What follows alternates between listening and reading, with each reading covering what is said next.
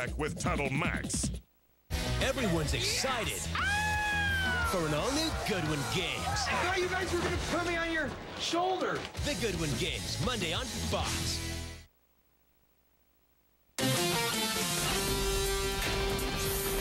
Good evening, everyone. I'm WGXA Chief Meteorologist Jeff Cox. We've made it through our Thursday. That means Friday right around the corner. And I really tell you what, I think you're going to like what we've got coming our way with the Friday and the weekend, Memorial Day looking good as well. We'll get you through tonight first. Satellite picture, nothing to see there. We're mostly clear tonight, and that's allowing temperatures to fall pretty nicely in some areas where you've got low 70s. Others, you're still right around 80 degrees. It's pretty warm in Warner Robins at 80, down to 72 in Macon, 73 Milledgeville and Sparta, and 75 in Sandersville. Cold front moving through. It's going to make us cooler, not cold, but cooler. The big difference is lower humidity. You'll certainly feel that the next couple of days. Now here's tonight, hour by hour. The 60s going to become very common overnight. We'll bottom out in the low 60s and a steady climb tomorrow. But by 11 tomorrow, we're only in the low 70s. This time today, we were pushing 80 degrees in many spots. So cooler tomorrow and into the weekend. But how long does it last? We'll talk about that and a first look at the Atlantic hurricane season. All of that coming up in about 10 minutes. But the news starts right now. Now, your source for local news. This is News Central on Fox 24. Good evening and thanks for watching WGXA News at 10. I'm Tiffany Bradley. And I'm Raymond Tubb. The brother of Appling Middle School principal Stephen Jones is charged in the triple murder of his parents and brother. Today, investigators say it was Stephen Jones' plea to officers to check his parents' home that broke the case open. When officers forced their way in, they discovered, quote, large amounts of blood inside.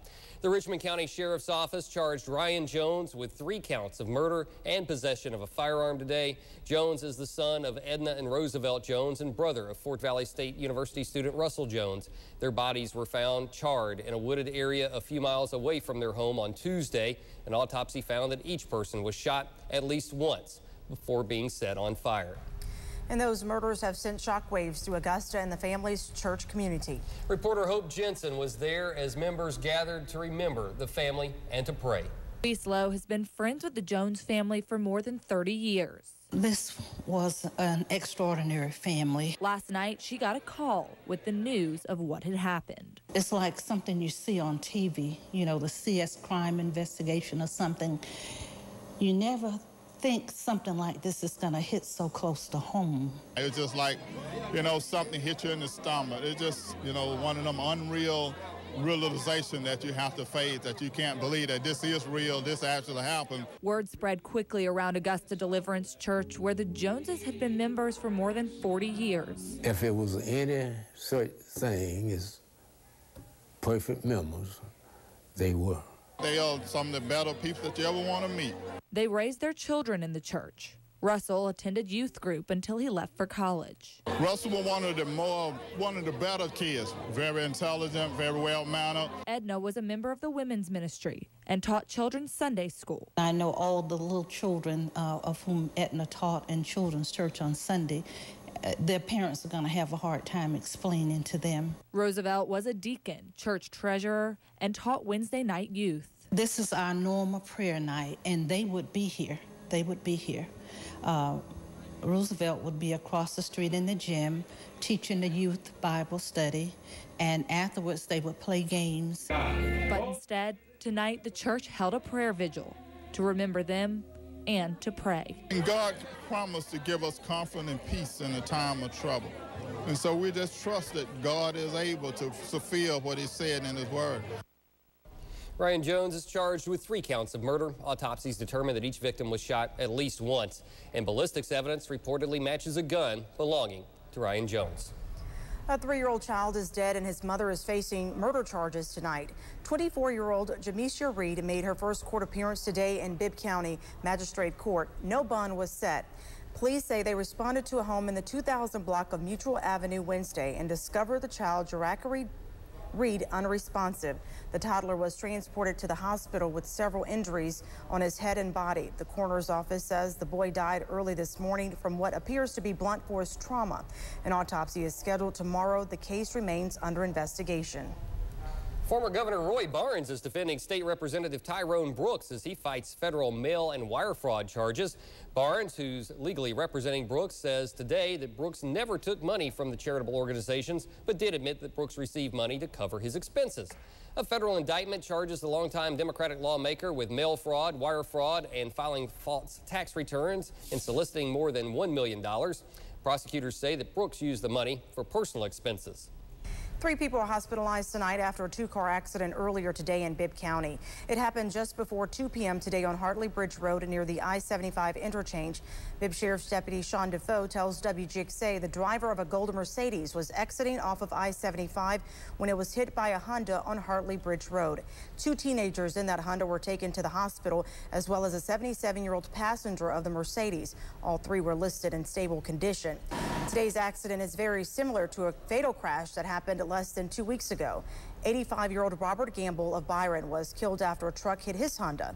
A Georgia State Patrol spokesperson says Gamble failed to yield when he was turning left onto I-75 ramp on Hartley Bridge Road. Gamble died on the scene. Police auctions are a great way to save a little cash while also helping out local law enforcement. And there are several auctions gearing up for this Memorial Day weekend. WGXA's Chase Ambrose has the lowdown. This weekend, Middle Georgia residents will have the chance to get some great deals while also helping out local law enforcement. The sheriff's offices of Jones, Lawrence, Washington, and Houston counties, as well as the office of the Oconee Drug Task Force, will be offering a stockpile of seized and unclaimed property at several public auctions. Items up for grabs include cars, trucks, boats, ATVs, power tools and equipment, electronics, and for the first time, firearms. The law on seized guns has recently changed, and the communities need to sell them and put this money back into buying equipment for their police officers. They can buy cars, they can buy bulletproof vests, and it's at no cost to the taxpayers. It's helped the communities out a lot. The seized firearms auction ends Friday at 12 noon, but bidding is limited to federally licensed firearms dealers. But the public can arrange for a dealer to purchase a firearm on their behalf. Anyone can bid on the other auctions. If they want to buy it, all they got to do is show up with cash in hand and be the high bidder, and they can take the items home with them. The majority of vehicles will be sold during a live auction on Saturday at the L.W. Benton Company auction facility in Jones County. An internet-only auction containing most of the smaller items will end next week at high noon.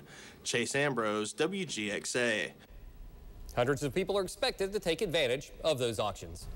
Well, Memorial Day weekend is this weekend, of course, and many will be celebrating on the water. While many Georgia boaters say they're taking the necessary precautions to be safe on the water, there's a few new laws on the books. Now, anyone under the age of 13 must wear a life jacket at all times while on the water.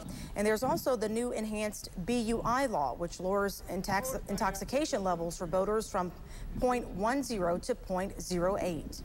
The most important thing is the safety equipment. People have to be aware of the equipment they need on their vessels, and they need to be aware of where they're at and how they operate, how they work. Rangers are warning boaters they will enforce the new laws this holiday weekend. Farming was once the lifeblood of many small central Georgia communities, and it may be the key to bringing them back to life again. The farmers' bill is targeting poverty-stricken counties, helping them get back on their feet with additional resources. WGXA's Amber Jones has more.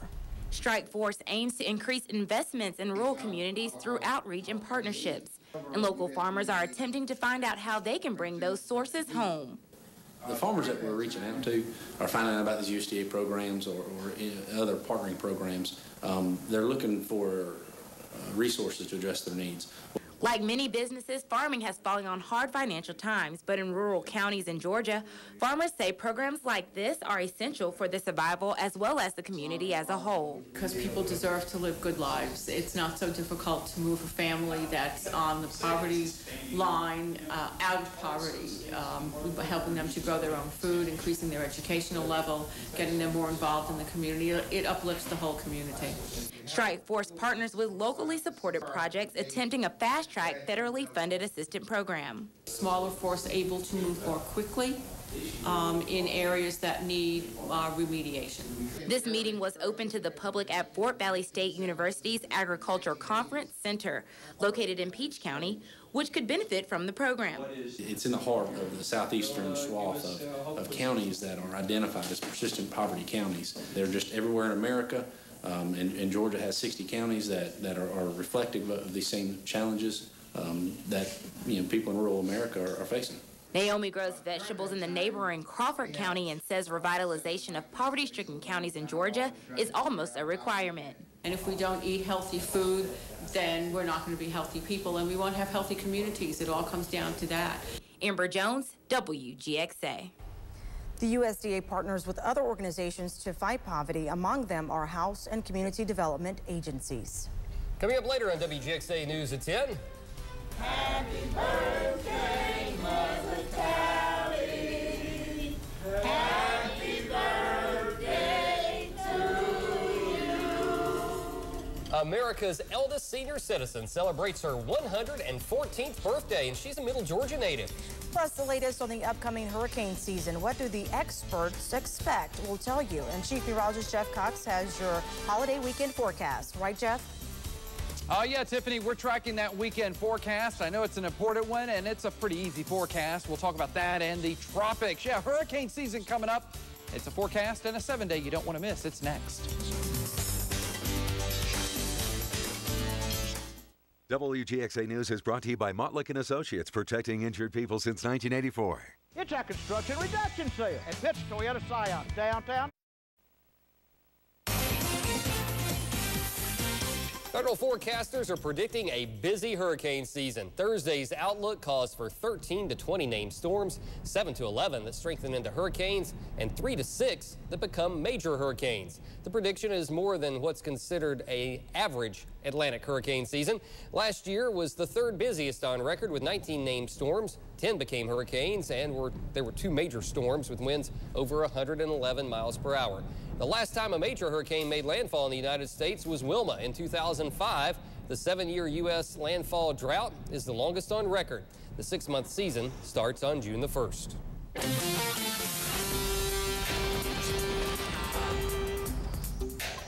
Oh, yeah, Raymond, we're less than 10 days away from the Atlantic hurricane season, and typically it gets off to a fairly slow start in the months of June and July. That's because the water temperatures are still warming up, and that's the fuel for the fire, so to speak.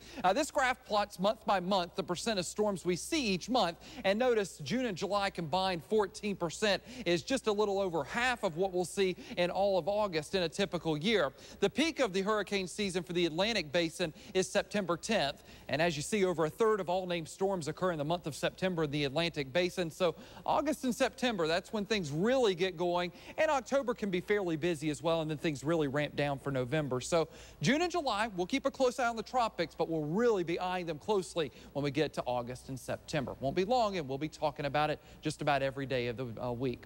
All right, the other topic of discussion, we've got to mention it tonight. How about that rain last night and the thunder and the lightning? It kept a lot of folks up. It was a rough drive home from the station last night. And I'll tell you, right through the heart of central Georgia, from Crawford into Bibb counties, we had a ton of rainfall. And where you see that purple coloring, some areas 3 to 4 inches of rain. And I'll tell you, an interesting stat for you in Crawford County, in the northern half of the county, you had over 80% of the rain in 3 hours that it would have taken to cause flash flooding concerns. Thankfully, the rain ended just at the right time. And we've dried out today, and we've got plenty of time to dry out. So a lot of rain, big surplus in the rainfall department. And good news is we've got some dry weather ahead of those of you that are looking for that. Mid-80s and making a double, and that was our high temperature this afternoon. Had the low 90s in South Georgia, made it to 93 in Valdosta. So pretty toasty as you headed down I-75 today. That's the last of the warmth for a couple of days. We're going to be much cooler and below average for tomorrow and Saturday. Here's your current map: 76 North Macon, 74 here in downtown, a 72 for South Macon and Warner Robins, and still holding on to 80 on the base. So a little warmer there, a little wider inspection showing upper 70s to the south in Montezuma and Hawkinsville, near 80 in Americus, and 72 right now in Sparta. A little wider view, it's kind of a nation divided. Further north you go, the cooler it is, where you've got 50s and 60s 60s through the Ohio and Tennessee River valleys, and then to the south 70s and 80s, and still well into the 80s out in parts of Texas where they had the 90s this afternoon. But this cooler weather trying to sink south. It won't be as cool as the 60s and 70s, at least during the day, but it will be below average with highs right around 80 the next 2 days. Satellite pictures still showing a threat of severe weather out west. Tornado watch box left over in the red, severe thunderstorm watch in the yellow. No severe weather and no rain in our forecast at all. In fact, the first look ahead proves that. Plenty of sunshine tomorrow, maybe a couple of fair weather clouds on Saturday, but again, nothing rain producing. Then as we go into Sunday, at least a partly cloudy day. Our forecast model may be indicating at times a little mostly cloudy, but no matter what type of cloud cover we see and how much we see, it is a dry forecast. Let's show it to you now. The 7-day as we see it, tomorrow 80 degrees, the same on Saturday, and I'll tell you, the humidity going away altogether, and so it's going to feel really crisp and comfortable out there, and by Saturday morning, upper 40s, so a little chilly to start the weekend. It's all short-lived, though. The upper 80s are back next week, just in time for Memorial Day. Fish and game forecast for you. It doesn't get much better than this. 2 a.m., 1 p.m., and 8:20 p.m., all of those peaks are in or right at the excellent range. So a great fish and game forecast for your Friday, maybe a 3-day weekend, maybe playing hooky. I'm not saying that. I'm just saying a good fish and game forecast and a good 7-day. I'm just going to kick back, relax, and put it on autopilot from the Weather Center. I will not complain at all. No, not at all. Weekend looks good. Sounds good. Of course, one of the big weather stories that we've been following all week were the tornadoes out in Oklahoma, and they're starting to pick up from Monday's tornado and rebuild, but it's also reminding them that this isn't the first time they've had to deal with something like that. That's right. We take a look back at 15 years of powerful tornadoes that have rocked that state. Severe winds and several tornadoes swept across the north side of Oklahoma City just after 7, leaving a 6-mile-long path of intermittent destruction. Boom! Like that, and it just went through there, and all of our customers started getting down on the ground, and we all started screaming and hollering, and the whole wall just fell out of the samurai, this side over here.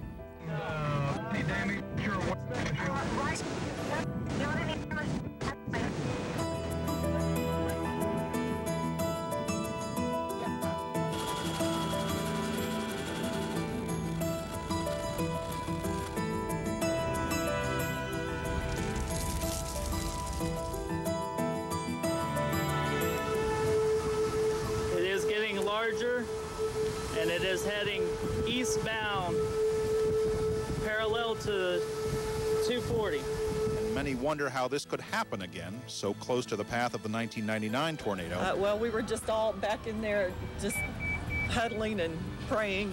We have numerous buildings that are completely flattened out and on the ground. They're definitely a little weak funnel.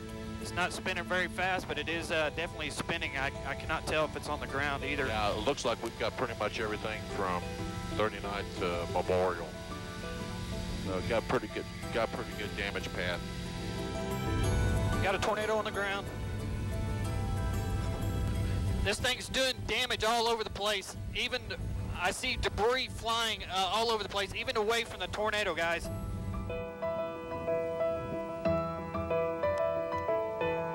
Now, look at the size of this thing, Mike. It's an EF4, maybe an EF5, an extreme... Piedmont, get below ground. Piedmont, get below ground or get out of the way. You're running out of time. You're down to like a minute or two. Get out of the way. Had the house here. We had a 3-car garage, 2 stories, a garage apartment, silo, another house. My wife's car, new car was in the garage, it's in the tree. It's just totally gone, everything. The massive tornado tore across 20 miles of Oklahoma City suburbs in just 40 minutes. From the sky, the mile-wide trail of destruction, hard to comprehend and utterly catastrophic. Oh, my God! Wow. They call it Tornado Alley for a reason. I mean, they're in a bad spot, but people out there, they know they live there and they have to deal with it, and it's just a different breed of meteorology out there too. So incredible video. Wow.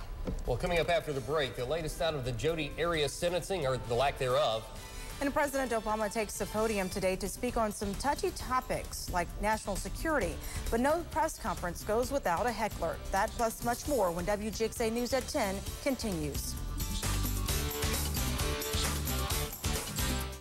Middle Georgia weather can change from calm to severe in an instant. You can rely on the WGXA weather team to work for your family and keep you safe from the storm. When storms break out in Middle Georgia, it's our job to keep an eye on the storm and alert you first. Working for you 24 hours a day, 7 days a week. So you can plan your day ahead. And be prepared on the weekend. To keep you and your family safe in severe weather. The WGXA weather team of Jeff Cox, Felicia Combs, and Clinton Bourgeois, working for you to stay ahead of the storm. Hi.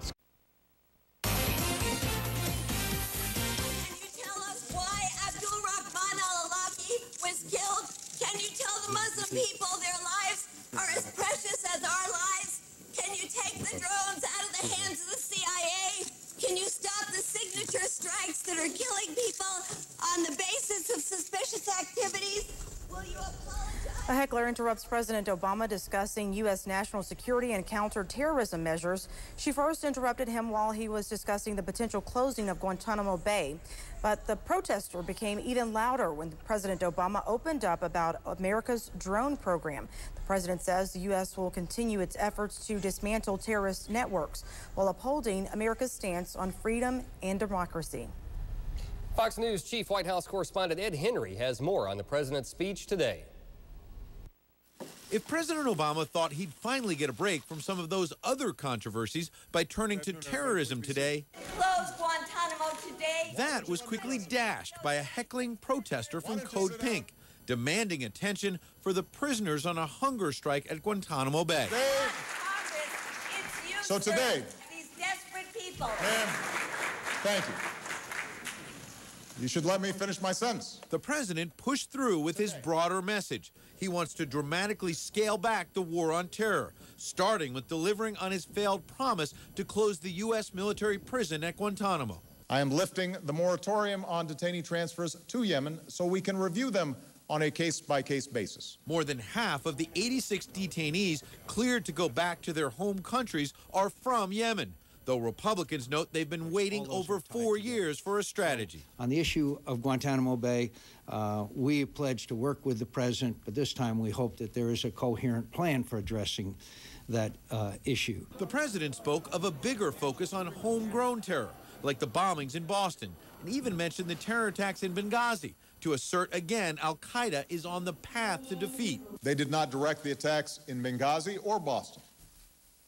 They've not carried out a successful attack on our homeland since 9/11. Mr. Obama also offered an unprecedented level of detail about his administration's use of drones, acknowledging 4 Americans have been killed overseas by drones, but stressing he's now limiting their use. Before any strike is taken, there must be near certainty that no civilians will be killed or injured, the highest standard we can set. The Republican chairman of the House Armed Services Committee, Buck McKeon, declared in a statement, quote, "This speech was only necessary due to a deeply inconsistent counterterrorism policy, one that maintains it is more humane to kill a terrorist with a drone than detain and interrogate him at Guantanamo Bay."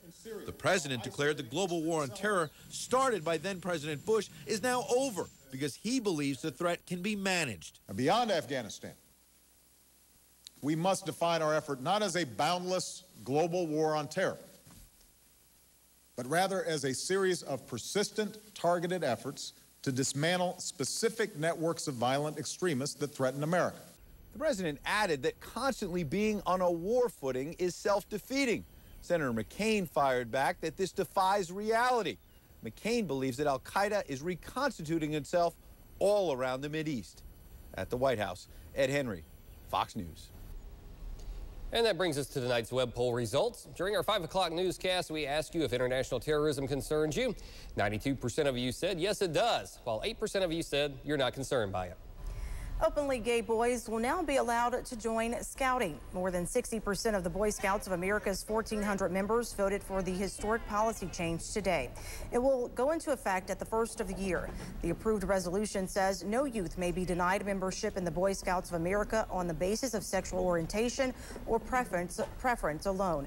The vote followed months of intense debate among interest groups and within the ranks of Scouting itself. Despite today's vote, the BSA will maintain its ban on gay adult leaders. A judge declares a mistrial in the penalty phase of the Jodi Arias case. The jury remaining deadlocked for a second time on whether to sentence her to life in prison or death. Arias is convicted of killing her boyfriend, Travis Alexander, 5 years ago. He was stabbed dozens of times and nearly decapitated inside of his Arizona home. A new jury will now be selected for the next penalty phase, scheduled for July 18th. If this second jury cannot agree on a verdict, Arias will likely be sentenced to life in prison. The brutal slaying of a British soldier. People are still arriving at the street where Lee Rigby was murdered to lay flowers. Yesterday, he was hacked to death in front of bystanders. The 25-year-old served as a military recruiter and a ceremonial drummer. Matthew Chance visited his hometown near Manchester.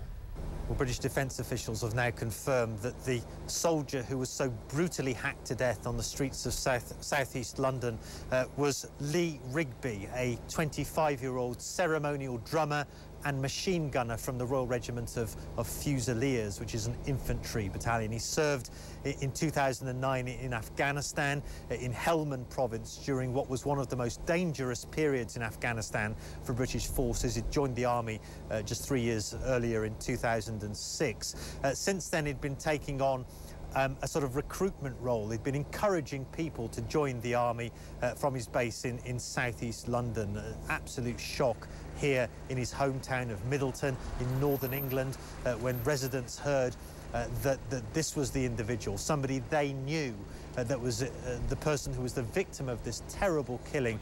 Absolute disbelief that the neighbours have been expressing to us here. The family have also issued a statement saying through a statement in the Ministry of Defence that all Lee wanted to do when he was a young boy was to be in the army. He wanted to live life and to enjoy himself. His family meant everything to him, his statement says. He was a loving son, a husband, a father, a brother and an uncle, and a friend to many. You can imagine the grief that they're going through right now. Matthew Chance, CNN in Middleton, Northern England. We have some breaking news out of Centerville right now. That's right. Chase Ambrose is standing by where there was a shoplifting incident earlier today that went terribly wrong. Chase, what do you have for us? Hey, I am here in Centerville where, as you said, the shoplifting incident did go terribly wrong. I just spoke with Police Chief Sidney Andrews of the Centerville Police Department. He says that this afternoon, a Belk loss management officer was following 3 female suspects through the store. They were suspected of shoplifting some items, and he confronted them in the parking lot. When the officer confronted the suspects, they got into a vehicle and drove off. But the driver of the vehicle struck her 4-year-old child with the car as they tried to flee. The suspects then stopped the vehicle, pulled the 4-year-old into the car, and drove off, where they were later pulled over just a few moments later by Centerville police over on Wilson Street, which is a few blocks away from the Galleria. The females are currently being interviewed by Centerville detectives. They're in custody now and have not been processed. They are facing unrelated charges by the Georgia State Patrol. There, of course, will be charges pending from this incident. Those aren't clear now exactly what those charges will be. And the child right now is in the hospital in critical condition. So just a tragic end to what's basically a misdemeanor crime. A misdemeanor crime has a tragic but hopefully not fatal end here in Centerville tonight. Live in Centerville, Chase Ambrose, WGXA. All right, breaking news out of Centerville, and we'll have any more developments that come up during the cast. Well, we'll be right back with more news and your local forecast. Stay tuned. WGXA News is brought to you in part by Lowe Toyota. Sam, you seen Ann? We're supposed to be shooting a commercial. Colin, did Ann come through? Yes, sir. She just came through here, Mr. Lowe. Thank you. Hey, Tabitha, you seen Ann? She just went that way, Mr. Lowe. Thank you. You're welcome. Ann, what in the world are you doing back here? Well, the guys have been slammed with the buy 3 get 1 free special on tires, so I thought I'd help out back here. You can't do that. Guess I can. I just did.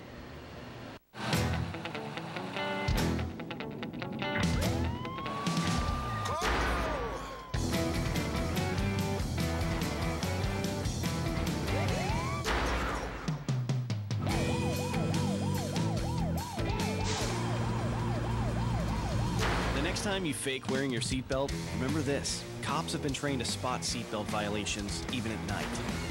And they don't give out fake tickets. Day or night, click it or ticket. Your local Ford dealer celebrates red, white, and you. Me? Yes, you. And you. You mean me? He means us. For helping make Ford America's best-selling brand, we're thanking you. Sweet. And you, Birdie Machine. Me? And you too, Supermom. Me? Now get up to $3,250 cash back. Plus, military personnel, veterans, and retirees get an extra $750 for up to $4,000 cash back during the Red, White, and You celebration. Looking for the best value in a mid-size sedan? The advantage goes to Honda.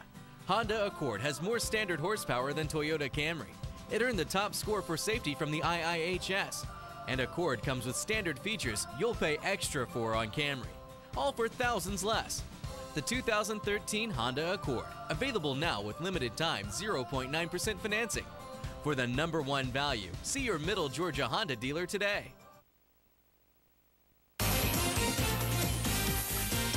Incredible video out of Philadelphia. Check out the man caught on camera firing an AK-47 into a car and then at a gentleman's club. Two men, police identifying one as 21-year-old Henry Pettigrew, were thrown out of the Purple Orchid in Philadelphia's Elmwood section on May the 11th. They allegedly returned the same night to take their revenge, slipping in and shooting in the parking lot and the club. One person received non-life-threatening injuries during the attack. Attorneys for the Florida neighborhood watchman accused of shooting and killing a teen have released new evidence. George Zimmerman attorneys say cell phone evidence paints a different picture of 17-year-old Trayvon Martin than what his family and supporters have described. They want to use the evidence in trial if prosecutors try to attack Zimmerman's character. The evidence reportedly includes text message discussions of drug use, photos of marijuana, and Martin blowing smoke, and a picture of a firearm. Other text exchanges appear to be discussing guns and possibly the sale of a gun. The attorney for Trayvon's family said the evidence is irrelevant and won't be used in Zimmerman's trial. Zimmerman faces second-degree murder charges for shooting Martin in Florida 14 months ago. Zimmerman claims he shot the teen in self-defense. General Motors is recalling their Cadillac SUVs because of concerns the wheels could fall off. The recall is for the 2013 Cadillac SRX with 18-inch wheels. Nuts on the wheels may not have been tightened enough at the factory, but GM says the problem has not caused any injuries or crashes. The recall applies to more than 19,000 Cadillac SRX sport utility vehicles sold here in the U.S., about 900 sold in Canada, and more than 7,000 exported outside North America. A group of Florida high school students were honored for their good deeds on prom night. The 20 teens were in a limo heading to a dance when they saw a bad car accident. A minivan had overturned, trapping its passengers. Instead of just calling 911 and driving off, the teens got out and tended to the victims, some of them children. Their good behavior earned them honors from the town's Rotary Club, but the students don't see themselves as heroes. When the limo had stopped, I was thinking, oh, we're going to hit traffic. Oh, no, we're going to be late to prom. But as soon as I stepped out of the limo and I saw what happened, I completely forgot about prom and just wanted to make sure everything was going to be okay with the victim. At first, I'm just thinking I'm just helping out. I'm just another person that's doing the right thing. The Rotary Club event honors outstanding high school seniors each year, and some are even awarded scholarships. Middle Georgia Animal Rescue Group is at capacity, and it's turning away sick dogs now. Critical Care for Animal Angels says it must reject more than 10 dogs a day that need medical treatment. And those animals don't have a shelter, and some of them are taking up room in a Warner Robins Animal Hospital. WGXA's Kristen Drummond explains how you can help. This is Quincy. We've had him since December 26th. He's a very loving male. And Quincy's been here at the Southwood Animal Hospital since, but he's not injured. He just can't find a home. Quincy, who is male dog aggressive, he cannot go into a foster home with male dogs. The lab mix was an owner-surrendered dog who was heartworm positive. Now treated, he's like many of the other dogs who belong to Critical Care for Animal Angels. It's a Middle Georgia-based rescue group that focuses on injured and sick dogs that are abandoned, and the angels here nurse them back to health. But there's been a problem recently. So many dogs and no fosters, nowhere for them to go. So we're unable to pull any more dogs in. The nonprofit organization does not yet have a shelter. They rely on fosters and are licensed to care for only 40 dogs. They hit capacity 2 months ago, a fact that breaks group president Regina Brabham's heart. I turn away at least 10 to 20 a day, every day. We cry a lot because we want to help them all. And it hurts to turn away a dog that you know needs you. Dogs they can't foster are boarded at Southwood Animal Hospital like Quincy. Right now, there are 6 here. The number may seem relatively small, but it can cause big problems. I don't want to say a situation, but sometimes we do have to call and say, look, we really need the kennel space. We're on call. We have an emergency. Do you have somewhere for this one to spend the night? But it's not just room the dogs take up. Cost-wise, I can definitely say we don't make any money doing any rescue. They may not see green, but hospital manager Linda Carson says her staff are rewarded in other ways. It's just one way that we can give back to the community and to help with these animals that have nobody. But the dogs need someone in order for the rescue group to continue helping dogs like Quincy with their medical needs. We are at our limit. We can't take in any more until we have adoptions, and we need fosters for the ones that we have. Kristen Drummond, WGXA. The rescue group is attending an adoption event at Tractor Supply in Warner Robins on Saturday. To see which dogs need a home, just go to our website, newscentralga.com, and click on this story. We have a link for you. Money is on the way to the Lawrence Dublin Humane Society coming from the Georgia Department of Agriculture. They're getting about $7,500 as part of a statewide spay and neuter grant. They are one of 19 recipients named today. The program is funded by the purchase of dog and cat sterilization auto tags, as well as by direct tax-deductible donations to the program. And we'll be right back with more local news.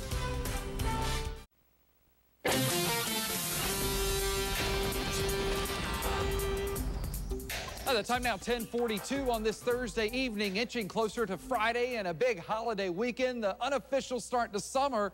And for part of it, it's not going to feel like summer. Kind of interesting, yeah. Let's get you through tonight first. Here's your current temperature map here as we approach 10:42 now on this timeline. It's 75 North Macon and 73 downtown. A little cooler in the south end of the county, and that continues on into North Houston County. I'm starting to question the 80 on Robins Air Force Base. Maybe their station has taken an early leave for the holiday weekend, considering elsewhere. It's hard to believe there's an 8-degree spread from the Warner Robins proper area over to the base, but, you know, we'll take it with a grain of salt right now. I would say the same thing for maybe Butler, and 85 there seems a little high tonight, considering 70s have really taken over the rest of the region. 70 on the nose in Wrightsville, McRae, 72 Dublin, 73 Milledgeville, and 71 right now in Forsyth. A wider inspection, a wide range of temperatures across the eastern half of the nation, at least on this view, as cool as a 59 in Lexington, as warm as an 84 as you go into central Texas there in Austin. So a huge spread in temperatures, but it's really a horizontal spread. So you've got a band of 50s, a band of 60s, a band of 70s, and then 80s far south. So kind of an interesting map tonight. Now, the cooler weather will begin to sink south a little bit, and as a result, we're talking barely 80 in some spots tomorrow and Saturday. If you're north of Macon, bank on 70s the next 2 days, and that's certainly below average for this time of year. Satellite and radar showing still some unsettled weather from Richmond all the way into central North Carolina towards Greensboro and down to Charlotte. But here in central Georgia, things are real nice. A few showers there in Louisiana, and then a severe weather threat ongoing in Texas. The red outline, a tornado watch, and the yellow outline, a severe thunderstorm watch. And they've been dealing with some rough weather all evening long. Had some terrible weather today up in the Oklahoma City area towards Moore. They had some flooding this morning. Certainly not what they need, and you can read more about that on our website at newscentralga.com. Thankfully, things are pretty quiet there tonight, other than quite a bit of cloud cover. Things are real quiet here, and they're going to stay that way. Here's your first look ahead. In the morning at 7, sunshine. The same goes for the afternoon with a high right around 80 degrees. North of Macon, upper 70s. The same goes for Saturday as well. Could see 1 or 2 fair weather clouds Saturday. Looks like more cloud cover Sunday, and I think it looks a little ominous on here. I think at the very least partly cloudy Sunday and Monday. At times it may be mostly cloudy, but notice there's no green on the map, and as a result, no rain is in our 7-day 7-day forecast. So here's your temperature forecast for Friday. In the morning, we're talking mostly low 60s. North and west of Macon, I've got some upper 50s on the map. And by tomorrow afternoon, I'll tell you, look at this change. South and east of Macon, mid-80s. But north and west, how about the upper 70s? And for Scythe and Monticello, yeah, below average. And if that's not cool enough for you, wait till you see Saturday morning. Check it out on the 7-day in just a moment. Here's what's going on in the upper atmosphere. They've got that northwest flow, and as a result, it's going to be cooler for the weekend, but it's short-lived. Big ridge builds in for middle of next week, so the heat will get back if you're a fan of that heat. So the 7-day is promised as we zoom you out a week from today. 80 tomorrow and Saturday. How about the 40s Saturday morning? I'm shivering just looking at that. Short-lived, though, they're those hotter 80s and near 90 by Wednesday and Thursday of next week. Fish and game forecast, 3 peaks in the excellent range, 2 a.m., 1 p.m. and 8:20 p.m. are your best bets. So a great weekend. I'll tell you, the unofficial start to summer, for at least half of it, it's not going to feel like summer. With that lower humidity, you're really going to feel a nice little change in the air. It's going to be chilly Saturday morning. I'm already excited. Yeah, I'm looking at that weather and looking at that big peak at 9 o'clock tomorrow night and thinking that'd be good to be out on the lake. Yeah. There you go. Looks good. All right, well, coming up after the break. We are following breaking news out of Centerville, and we will go back live with Chase Ambrose via phone. Stay tuned. You cannot buy a new truck for less within Milledgeville at Childrey Chevrolet Buick GMC. You can take up to $12,000 off of a new Chevy Silverado or the all-new GMC Sierra at Childrey Chevrolet in Milledgeville. New Chevrolet and GMC trucks come with an industry-leading 5-year, 100,000-mile warranty. Stop in today and we'll add an additional 24 months, 24,000 miles worth of free maintenance. That's only at Childrey Chevrolet Buick GMC on North Columbia Street in Milledgeville. Give us a call today, 1-800-272-CARS. At Childrey Chevrolet, we will not be undersold. When it comes to getting the best value in a compact SUV, the advantage goes to Honda. The Honda CR-V has more horsepower, better fuel economy, and more standard features than Hyundai Tucson, but will cost you thousands less to own. And right now, we're rewarding Honda owners and new Honda customers with $500 towards the down payment of a new CR-V, which can make your payment as little as $199 a month. For the #1 value, see your Middle Georgia Honda dealer today. It's spring 2013. Time to save green at Lose Your Furniture Express. Buy this queen-size sleigh bed for $298, get the nightstand free. Buy this sofa and love seat for $798, get a set of 3 tables free. Buy this 5-piece pub set for only $298. Buy this queen mattress for $188, get the box spring free. Buy this Chase rocker recliner for only $198. That's Lose Your Furniture Express, 1673 Eisenhower Parkway, Macon, Georgia. May God bless. Holiday pricing all month and oil changes for life. Oh, what a Honda. Walsh Honda holiday pricing now. New 2013 Accord Sport, 18-inch alloy wheels. Drive $199 a month and lifetime oil changes. New 2013 Odyssey EXL. Drive $299 a month and lifetime oil changes. Holiday pricing now and oil changes for life. Oh, what a Honda. Walsh Honda and WalshHonda.com. Get what you want at Walsh. Get ready. Sports' biggest thrill ride is here. NASCAR's best. Fight it out for the checkered flag. No problem. Clear to land.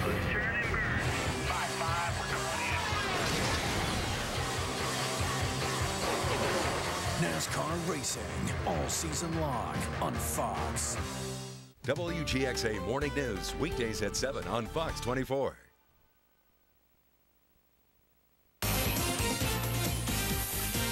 Update on that breaking news out of Centerville, where a 4-year-old is in critical condition after a shoplifting getaway goes wrong. WGXA's Chase Ambrose is in Centerville. He's live on the phone with the very latest. Chase.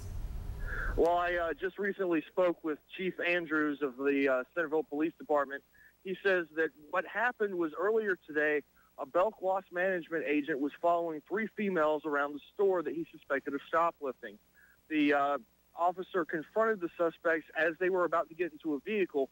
The suspects then got into the vehicle and attempted to drive off, but the driver struck her 4-year-old child with the vehicle.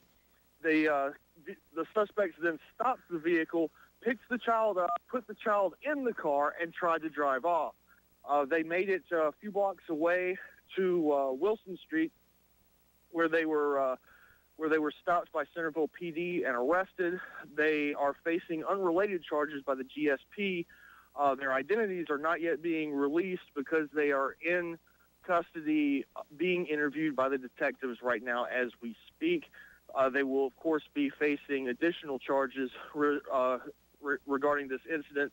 The child is right now in critical condition at the hospital. So just a terrible ending to what was really just a misdemeanor crime, and now some very serious charges are probably going to be levied on the suspect's head. But that's the situation right now here in Centerville. Live, Chase Ambrose, WGXA. Thanks, Chase, for that update. And we'll continue to follow this story, and we'll have more updates on our website, newscentralga.com. And coming up next on WGXA News at 10.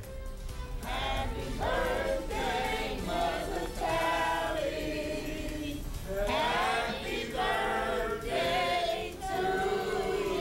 America's oldest senior citizen celebrates her 114th birthday today. She is a native Middle Georgian, and we will take you to her birthday party when WGXA News at 10 returns. Get ready. Office at WGXA would love to extend birthday wishes to America's most senior citizen, Ms. Geraldine Talley, who is turning 114 years old today. This afternoon, she had a birthday party in suburban Detroit, but Miss Talley's from our neck of the woods. She was born in Montrose, just outside of Dublin, way back in 1899 on this date. Fox's Morel Lou has more. Happy birthday, Mother Tally.